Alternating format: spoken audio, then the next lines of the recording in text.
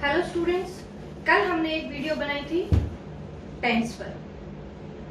वो वीडियो हमने present indefinite tense पर जाकर खत्म की थी, लेकिन आज मैं आपको दोबारा से बताऊंगी कि टेंस होता क्या है और फिर से हम प्रेजेंट इंडेफिनिट टेंस करेंगे।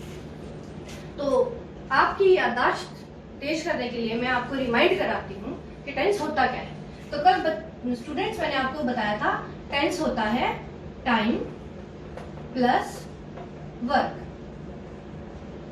ये वही टाइम है जिसको हिंदी में काल कहते हैं। मैंने आपको कल भी बताया था कि हिंदी की व्याकरण के जो काल थे, हिंदी की व्याकरण के जो समय थे, जिसे हम वर्तमान काल, भूतकाल और भविष्य काल कहते हैं, उन्हीं को हम इंग्लिश में नाम बदलकर प्रेजेंट टेंस, पास्ट टेंस और फ्यूचर टेंस बोलते हैं। तो ठीक है, वो बात क्लियर हो गई थी और ये भी बात क्लियर हो गई थी कि टेंस का मतलब होता है टाइम और वर्क। अब ये भी क्लियर हो गया था कि वर्क का मतलब था वर्ब और वर्ब का मतलब था स्टेट ऑफ वर्ब, यानी जो वर्क है वो कितना हुआ है, होता है, हो रहा है या हो चुका है। यहां तक बात हुई थी। उसके बाद हमने ये भी बात की थी कि टेंस तीन टाइप के होते हैं, प्रेजेंट टेंस, फिर दूसरा हमने किया था पास्ट टेंस और फिर तीसरा हमने समझा था फ्यूचर टेंस। और मैंने आपको ये भी बताया था कि आपको पजल नहीं होना है, प्रेजेंट टेंस क्या होता है, पास्ट टेंस क्या होता है, फ्यूचर टेंस क्या होता है, इसकी पहचान करने के लिए मैंने आपको एक बच्चों का उदाहरण भी दिया था और कैप पहनाने के लिए भी बोला था। तो आपको अगर याद हो तो हमने प्रेजेंट टेंस को रेड कलर की कैप पहनाई थी, पास्ट टेंस को हमने ग्रीन कलर की कैप पहनाई थी और फ्यूचर टेंस को हमने येलो कलर की कैप पहनाई थी। अब हम सीधा आ जाते हैं प्रेजेंट इंडेफिनिट टेंस पर। सबसे पहले हम प्रेजेंट टेंस करेंगे। प्रेजेंट में ये तो हो गया प्रेजेंट टेंस। टेंस मतलब टाइम और रेड कैप, क्लियर है। अब आप कहोगे तो ये तो सिर्फ टाइम की बात हुई, वर्क की बात कहाँ हुई? तो इसके चार वर्क होते हैं जो कि मैंने कल आपको बताए थे। Indefinite work, continuous work, perfect work और परफेक्ट कंटिन्यूअस वर्क। और मैंने आपको ये भी बताया था कि जब आपको डेफिनेट वर्क समझ में आ जाएगा, कंटिन्यूअस समझ में आ जाएगा और परफेक्ट समझ में आ जाएगा, तो आपको प्रेजेंट परफेक्ट कंटिन्यूअस भी समझ में आ जाएगा। तो इसको हम अभी डिस्कस नहीं करेंगे। इसके बाद मैंने आपको बताया था कि हम इनडेफिनेट वर्क को पहले समझेंगे। प्रेजेंट टाइम के इनडेफिनेट वर्क को समझने के लिए आपको रेड कैप पर आना है। कैसे आना है? इसमें हम हेल्पिंग वर्ब का इस्तेमाल करते हैं, डू, डज, ठीक है। ये आती हैं रेड कैप के नीचे। अब रेड, ग्रीन और येलो कैप की जो जरूरत थी वो एक बार मैं आपको समझा दूं, उसके बाद हम इंडेफिनिट टेंस करेंगे। रेड कैप के नीचे क्या आएगा, ग्रीन कैप के नीचे क्या आएगा और येलो कैप के नीचे क्या आएगा। तो प्रेजेंट टेंस की सारी हेल्पिंग वर्ब जो है हम रेड कैप के नीचे ढक देंगे, जो डू, डज, हैज, हैव, ये हो, हैज बीन और हैव बीन। तो बच्चों, प्रेजेंट टेंस की में किस चीज की जरूरत पड़ती है? रेड कैप की जरूरत पड़ती है। और रेड कैप के नीचे क्या छिपा हुआ है? रेड कैप के नीचे छुपी हुई है ये वाली helping verb, do, does, has, have, has been, have been, ठीक है। ऐसे ही देख लेते हैं कि पास्ट की जो ग्रीन कलर की कैप थी उसके नीचे क्या खजाना छुपा हुआ है? उसके नीचे छुपा हुआ है डिड, हैड और हैड बीन। बहुत कम है ग्रीन वाले बच्चे, रेड वाले बच्चे ज्यादा हैं, याद रखना। Do, does, has, have, has been, have been red colour की कैप वाले यानी प्रेजेंट वाले हैं। फिर आना है पास्ट पर, जिन्होंने ग्रीन कलर की कैप पहनी थी। वो कौन कौन से बच्चे हैं? उस बच्चे का नाम है डिड, हैड और हैड बीन। अब आ जाते हैं येलो कलर की कैप वाले बच्चे। तो वो कौन से बच्चे थे? शैल और विल। शैल हैव और will have. Shall have been, will have been भी होता है, बट वो टेंस हम डिस्कस नहीं करेंगे। तो अभी हमें ये देखना है कि येलो कैप के नीचे shall, will, shall have, will have आएंगे। तो याद रह जाएगा, क्या याद रह जाएगा कि रेड कैप के नीचे do, does, has, have, has been, have been है। ग्रीन कैप के नीचे जो कि पास्ट के लिए है, पास्ट के टाइम को दिखाती है, उसके नीचे डिड, हैड और हैड बीन है। और येलो कैप के नीचे जो कि फ्यूचर को दिखाती है, उसमें विल, शैल, शैल हैव और विल हैव आएंगे। तो ये तो हो गई किस कैप के नीचे क्या है। जब हम प्रेजेंट टेंस करेंगे, पास्ट टेंस करेंगे, फ्यूचर टेंस करेंगे, तो मैं आपसे पूछूंगी कि किस कैप के नीचे कौन सी वर्ब है। प्रेजेंट है तो हमें कौन सी कैप उठानी है? रेड उठानी है, येलो उठानी है या ग्रीन उठानी है?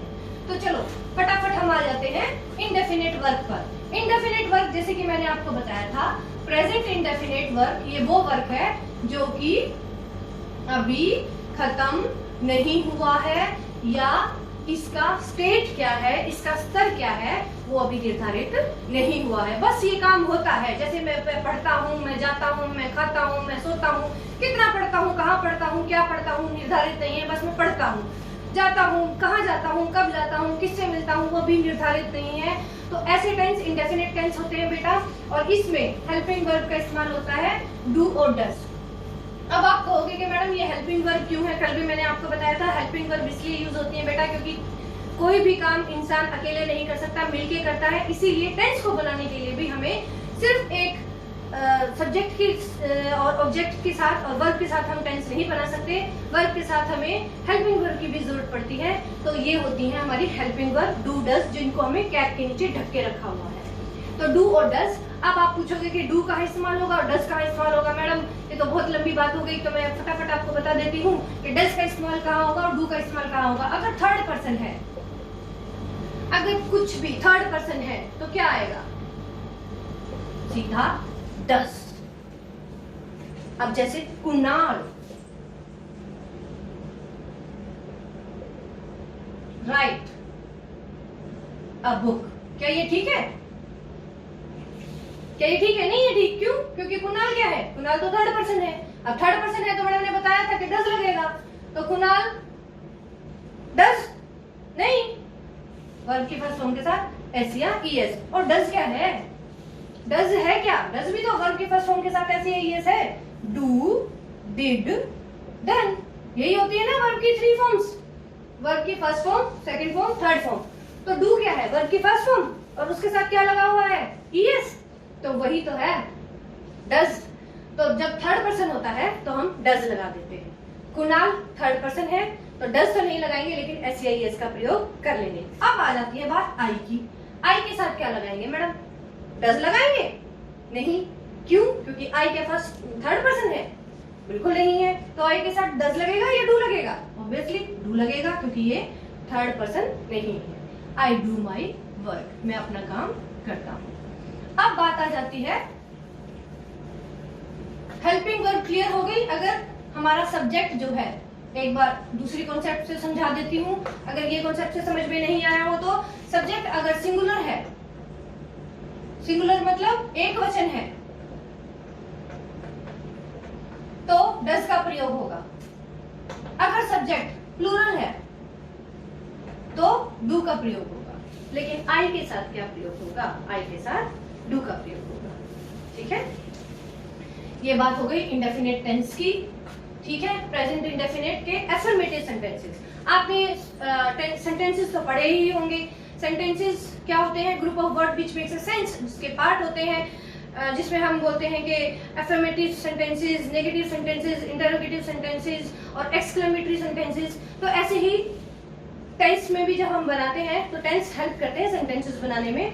तो हम जब यहाँ देखेंगे एफर्मेटिव सेंटेंस में हम डू डज का प्रयोग करके subject plus verb plus object करके सिंपल सेंटेंस बना लेते हैं। अब बात आ जाती है इंट्रोगेटिव की। कई इंट्रोगेटिव बोल देते हैं, कोई इंटरोगेटिव भी बोल देते हैं। उस समय ऐसे वाक्यों में हम क्या करते हैं? क्या कुणाल काम करता है?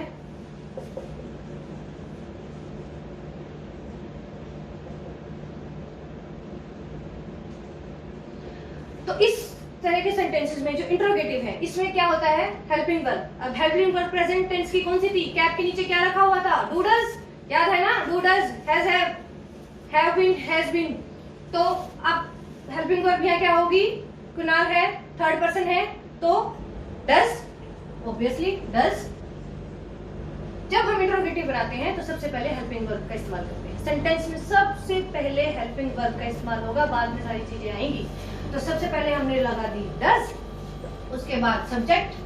सब्जेक्ट क्या है हमारा, काम का करने वाला। करने वाला कौन है, Kunal, does Kunal work, does Kunal work, क्या कुणाल काम करता है, डज कुणाल वर्क, क्या कुणाल काम करता है। ऐसे ही हम नेगेटिव भी बना सकते हैं। नेगेटिव बनाने के लिए हमें क्या करना होगा, जो भी हमारी हेल्पिंग वर्ब है उसके तुरंत बाद नोट का प्रयोग होगा।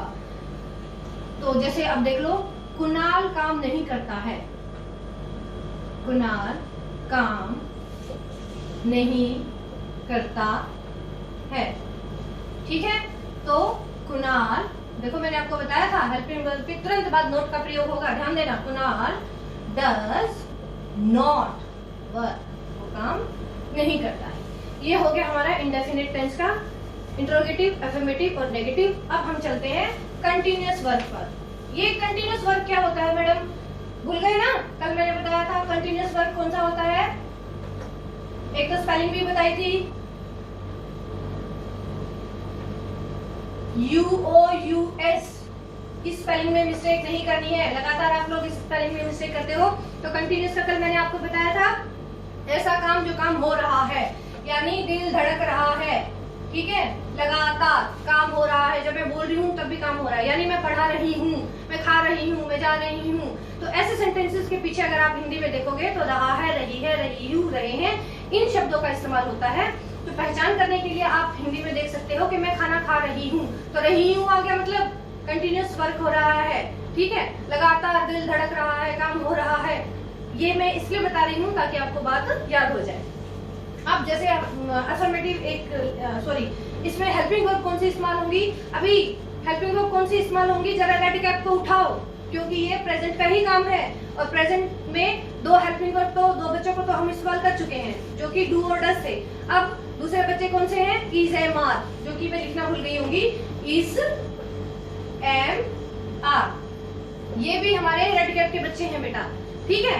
तो इज एम आर का प्रयोग होता है और इसके साथ हमारे साथ लगेगी वर्ब की फर्स्ट फॉर्म प्लस आईएनजी। ये तो बहुत बड़ी खिचड़ी बना दी मैडम, नहीं समझ में आया, अचानक से आपने इज एम आर ऐड कर दिया। हाँ मैं मानती हूँ कि उस टाइम पे मैं कैप में इनको ऐड करना भूल गई थी, लेकिन आप अपने नोट्स बनाते हुए इनको भी अपनी कैप में ऐड कर लेना।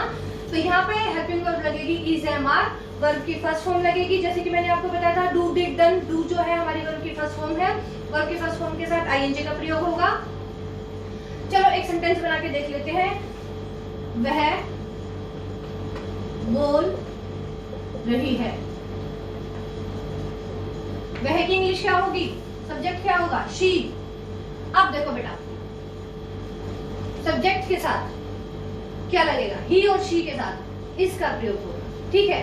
ही और शी यानी कोई भी ही, शी, इट या नाम, यानी थर्ड पर्सन के साथ इसका प्रयोग होगा। ध्यान रखना, थर्ड पर्सन के साथ इसका प्रयोग होगा। आई के साथ हमेशा एम का प्रयोग होगा। ये कॉम्बिनेशन बनाया है, ग्रामर में ऐसा लिखा है, इसलिए मेरा बनाया हुआ रूल नहीं है, ये एक अपवाद है, इसको आपको याद ही करना पड़ेगा। आई के साथ हमेशा एम का प्रयोग होगा।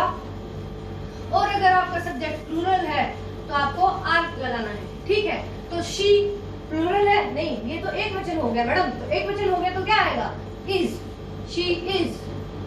अब बोलने की क्या होती है, टॉक। टॉक के साथ क्या लगता है, आईएनजी। ये तो रूल था भाई, टॉक के साथ वर्ब की फर्स्ट फॉर्म के साथ आईएनजी लगानी है हमने, तो ये तो रूल था। शी इज टॉकिंग, बन गया सेंटेंस।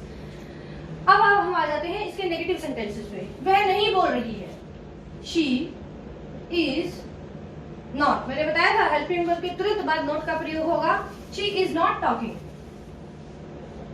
अब हम आ जाते हैं इसके इंट्रोगेटिव पे। इज शी टॉकिंग, क्या वह बोल रही है।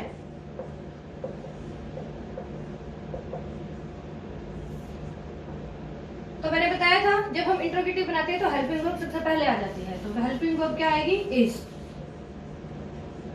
सब्जेक्ट क्या है, शी, इज शी।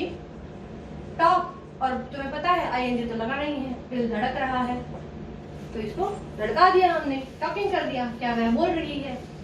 तो ये था कंटिन्यूअस वर्क। अब आ जाते हैं हम परफेक्ट वर्क। कल भी मैंने तुम्हें बताया था परफेक्ट वर्क क्या होता है, वो वर्क जो कि कंप्लीट हो चुका है, संपूर्ण हो चुका है, जिसमें कोई कमी नहीं बची है, जिसपे फुल स्टॉप लग गया है, काम हो चुका है।